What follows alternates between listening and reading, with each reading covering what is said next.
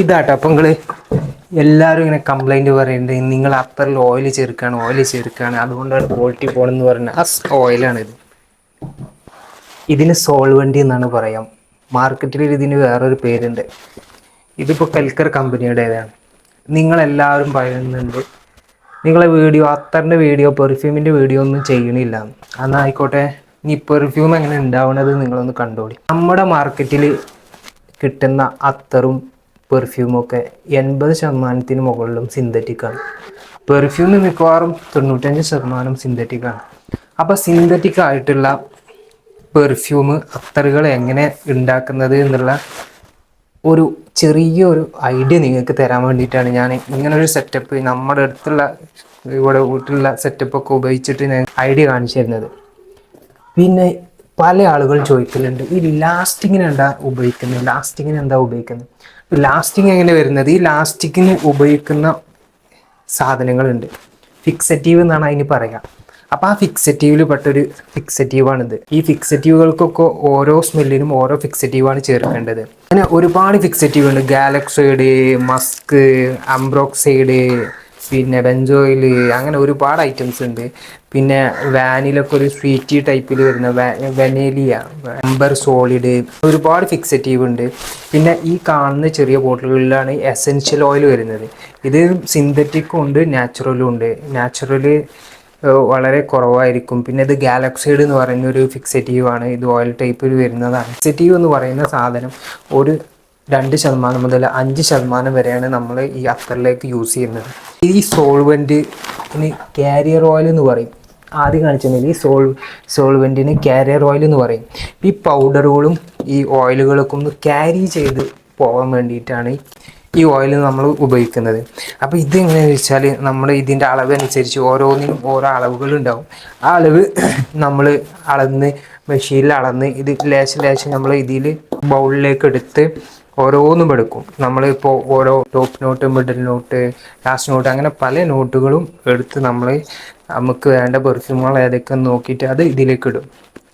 എന്നിട്ട് നമ്മൾ ഇതൊരു 25% ഒക്കെ നമ്മൾ ആഡ് ചെയ്തിട്ട് ബ്ലെൻഡ് ചെയ്യും.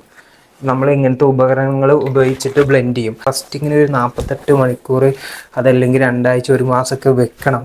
തണുപ്പുള്ള സ്ഥലത്ത്, അധികം ടെമ്പറേച്ചറൊന്നും ഇല്ലാത്ത മീഡിയം തണുപ്പുള്ള സ്ഥലത്ത് വെക്കണം. പല ഫിക്സറ്റീവുകളും ടെസ്റ്റ് ചെയ്യണം. നമ്മൾ ഓരോ ചെറിയ ബോട്ടിലുകളാക്കിയിട്ട് ഇങ്ങനെ ഓരോ ബോട്ടിലാക്കിയിട്ട് നമ്മൾ ഏതാണ് ഇതിന് യോജിക്കുന്ന ഫിക്സറ്റീവ് എന്നുള്ളത് ടെസ്റ്റ് ചെയ്യാൻ വേണ്ടിയിട്ട് നമ്മൾ ഇങ്ങനെ ഓരോ ബോട്ടിലും ഇങ്ങനെ ഫിക്സറ്റീവ് ഇതെന്ന് എടുത്ത് അതിന് വേണ്ട ഒരു തുള്ളി ഒക്കെ ഇങ്ങനത്തെ ഒരു ബോട്ടിലേക്ക് ആവശ്യം ഉണ്ടാവുള്ളൂ.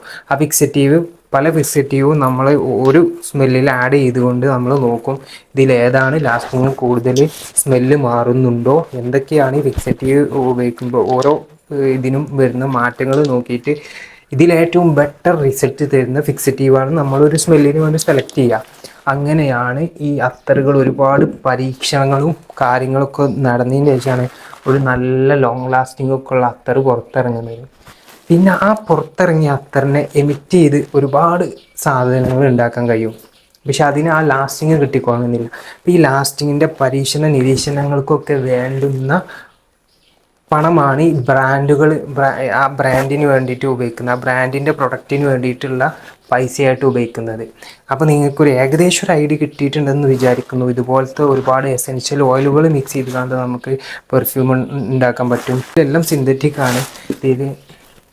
ഇതിലൊരുപാട് സാധനങ്ങൾ നമ്മളെ ഈ അംബർ സോളിഡ് എന്നൊക്കെ പറയുന്നത് നല്ല ഗുഡ് ഫിക്സറ്റീവാണ്. പക്ഷേ നല്ല ഡാർക്ക് സ്മെല്ല്, അതല്ലെങ്കിൽ ഡാർക്ക് കളറായിട്ടാണ് അത് യൂസ് ചെയ്യുമ്പോൾ വരിക.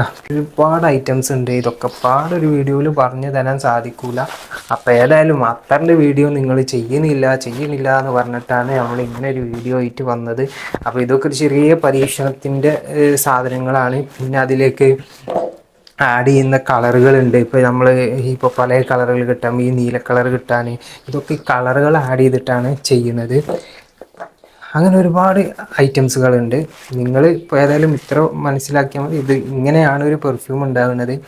പിന്നെ ഈ പെർഫ്യൂം ഒറിജിനൽ അസലി ഉണ്ടാക്കി കഴിഞ്ഞാൽ ഈ സാധനം ഡയലൂട്ട് ചെയ്ത് ഉപയോഗിക്കാനും പറ്റും. ഈ ഡയലൂട്ട് ചെയ്യുമ്പോഴാണ് നമ്മുടെ സ്കിൻ ഫ്രണ്ട്ലി ഒക്കെ ആവുക.